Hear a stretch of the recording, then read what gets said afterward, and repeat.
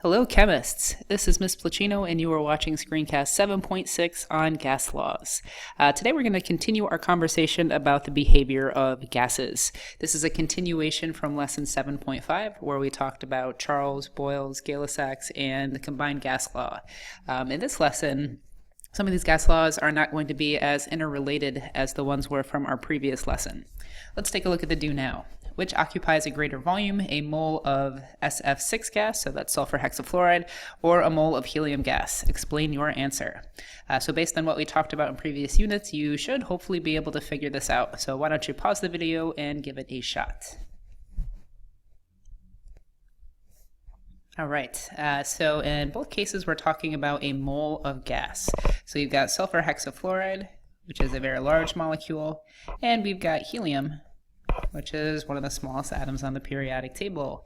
If we have a mole of each, 1 mole of SF6 and 1 mole of He, it might be tempting to think that since sulfur hexafluoride is a much larger molecule, that it's going to occupy a greater volume. But in reality, both of them occupy the exact same volume.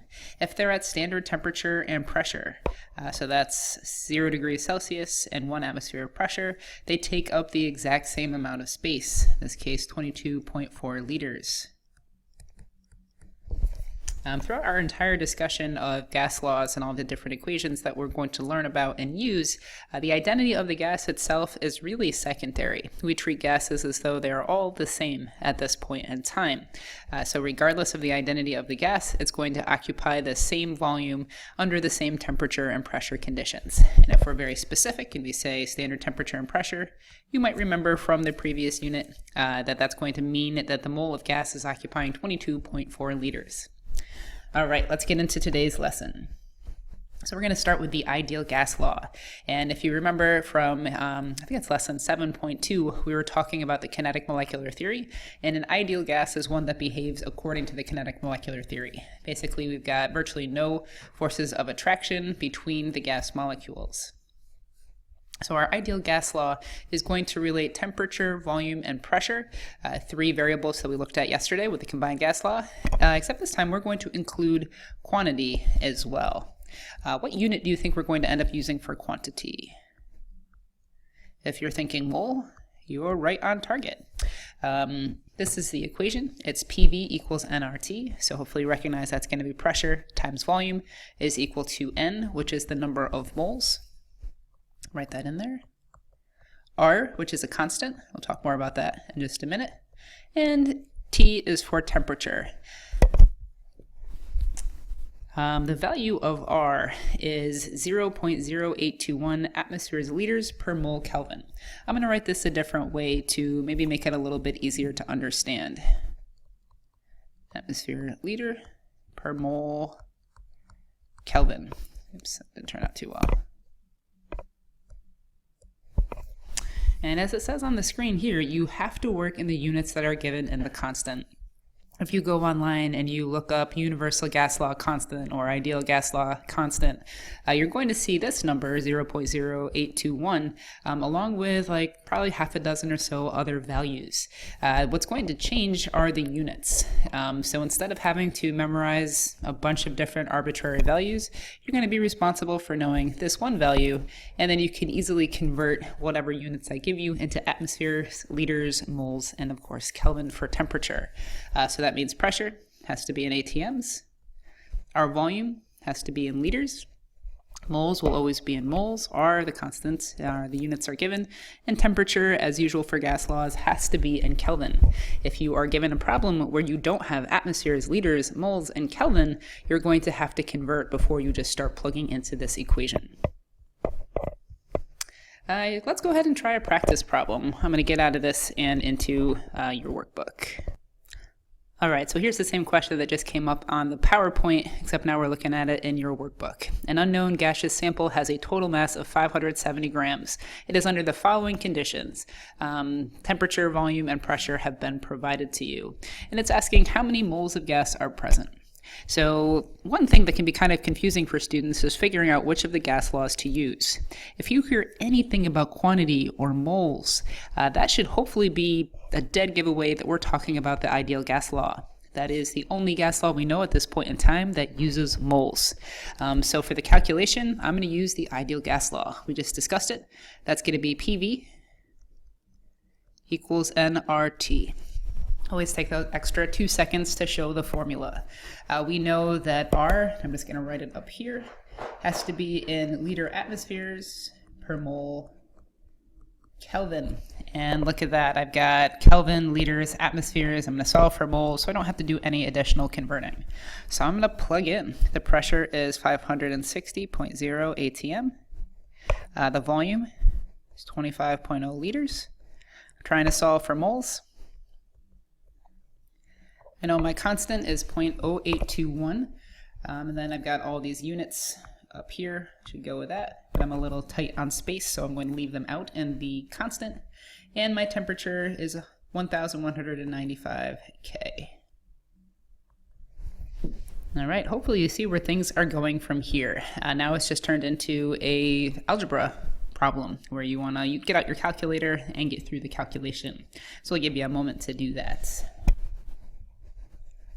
If we take a look at sig figs, I see 4 sig figs in my pressure, 3 in my volume, constant is expressed to 3 places, and 4 in my temperature. Therefore, I can only have 3 significant figures in my answer.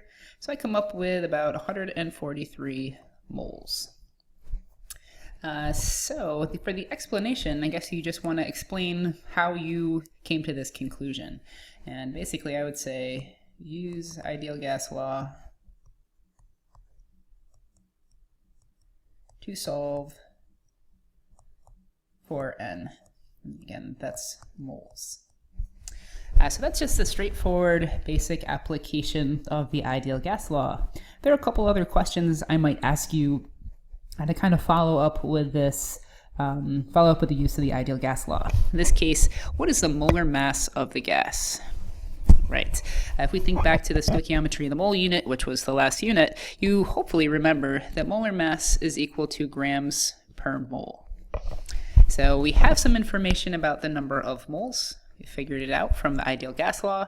If we go back to the question, do we have any information about the mass of the sample? Yeah, we most certainly do. It's hidden up here, 570 grams. So I could just simply take 570 grams, divide by the number of moles. You might be asking, well, why does this work? Well, I know that I have to get to grams per mole for molar mass. I know the mass of my sample in grams. It's been provided. I just calculated the number of moles in my sample, 143, so I can just go through and do this division. I come up with 3.99 grams per mole. Explanation: mass of sample in grams divided by number of moles. That's it. And finally, I might ask you, what is the likely identity of the gas? Now, this one can be a little bit tricky for students, but I know that I'm looking for something that has a molar mass of about 4 grams per mole. So what I would do is check my periodic table, see if I can find a gas or a monatomic element in this case that has a molar mass of 4-ish grams per mole. And you do. Oops, sorry about that. You have helium. So the likely identity of this gas is helium. Helium has a molar mass of about 4 grams per mole. All right, so that's really the whole thing. That is the ideal gas law and the follow-up questions I might ask you about it. Remember, the key is that you have to work in the units that are provided in the constant. R is going to be in liter atmospheres per mole Kelvin. You cannot work in things like torr and milliliters and Celsius. It's not going to work out. You need a different constant. And like I said before, instead of using your brain space to memorize a whole bunch of kind of arbitrary numbers, why don't you just make sure you know how to convert? And that's going to help you out a lot more in the long run. Let's get back to the slides. Up next, I want to talk about rate of effusion. So you probably have experienced this before. You got a balloon for your birthday or something. It is a helium balloon, and when you first get it, the helium balloon is kind of staying like pretty close to the ceiling. It's like very not dense, and it's floating. And then you go to sleep and you wake up the next morning, and all of a sudden your helium balloon looks like it's depressed or something. Instead of floating up all the way to the ceiling, maybe it's kind of hovering at about your height. And if you wait another day, it gets even worse, and eventually the balloon itself is just kind of done. On the other hand, if you've ever blown up a carbon dioxide balloon, you may notice that it takes forever for that thing to shrink down and get smaller. That's because the rate of effusion of helium and carbon dioxide are different from one another. So all we're talking about when we say rate of effusion is the idea that molecules are going to be able to kind of escape their container. And molecules with a small mass travel faster than heavier molecules. So over time, let's go back for a second. If you have a whole bunch of molecules, and we'll say like this is kind of like think a balloon. And we've got these small red dots, and we've got these large blue dots representing maybe something like helium, the red, and maybe something like xenon, a very large monatomic gas, as the blue. As time passes, some of the red are going to escape, some of the blue are going to escape, but comparatively speaking, many more reds escaped than blue. And that has to do with molar mass. So here's a balloon example. You have 3 balloons containing helium, hydrogen, and O2, which will deflate the fastest. To figure that out, you've got to find information about mass. Hydrogen, has a molar mass of about 2 grams per mole. Helium, we just talked about it in the previous example, is about 4 grams per mole. And oxygen is going to be 32 grams per mole, O2. So which one will deflate the fastest? Excuse me. Definitely the hydrogen. It's got the smallest molar mass, so it's going to be traveling the fastest, and it can find those like little teeny holes and pass through them and escape the balloon. The one that will deflate the slowest, well, that's going to be oxygen. It has the greatest molar mass, so it's going to have a slower overall speed, and it's not going to be able to escape the balloon as quickly. So for rates of effusion, you really just need to compare mass. All right, up next we've got the law of partial pressures. So this is basically saying that the total is equal to the sum of the parts. This one's going to seem probably like common sense. If you want to know the total pressure of a system, you add up the pressure of the first gas plus the pressure of the second gas plus the pressure of the third gas, so on and so forth until you've taken care of all the different mixtures, all the different gases in the mixture. Let's look at a practice problem. A mixture of neon and oxygen gas has a total pressure of 390 torr. If the pressure from neon is 200 torr, what is the pressure of O2? Yes, I am serious with this question. 390 torr is our pressure total. I know the pressure of neon, that's 200 torr. And I'm trying to find the pressure of oxygen. This is probably an algebra question you could have solved many years ago, and you come up with 190 torr is equal to the pressure of O2. That is all there is to it. We're going to treat all of the gases exactly the same because, like we discussed at the beginning of this lesson, the identity isn't nearly as important as the temperature and pressure conditions they're under. All right, up next we've got the density of gases.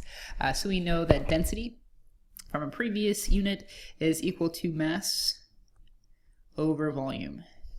And a lot of times in chemistry, we tend to use grams per milliliter when we're talking about a solid or a liquid.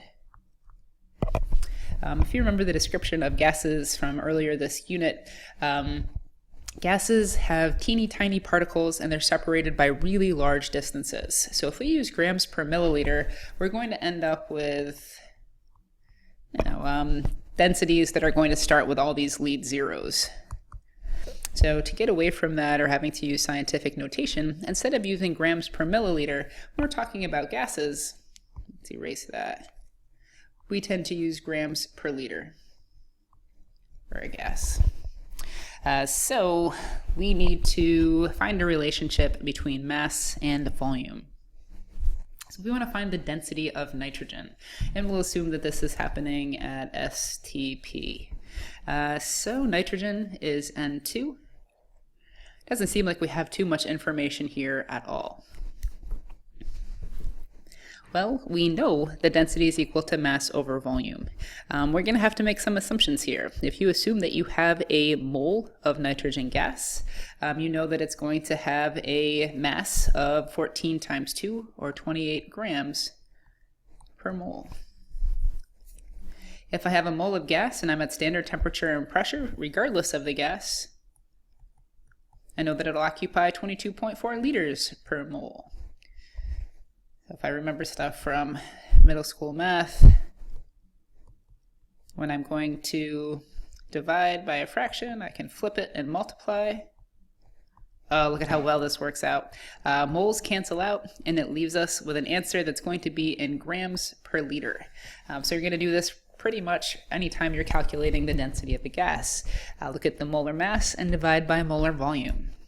Sorry, this is going to get messy. So we know 1 mole of gas is equal to 22.4 liters at STP. So we can take 28 and divide it by 24, and we come up with a density of nitrogen of about 1.25 grams per liter. So that really wraps it up for today's lesson. I know that's kind of a whole bunch of information thrown at you at once. We talked about the ideal gas law, we looked at Dalton's law of partial pressures, we looked at rates of effusion, and we talked about density. Now, in addition to those topics, you also have the combined gas law and all the little individual gas laws that go along with it. So one of the most important things that you can practice with between now and your test is just being able to pick the right gas law to work with. So you have a ton of practice problems to play around with. You know that you're going to be asked to solve gas law questions on your test. I would take the time and really practice and make sure you feel comfortable with using the different equations and picking the right one at the right time. All right, that wraps it up for today. Thanks for tuning in, and I hope you found this helpful.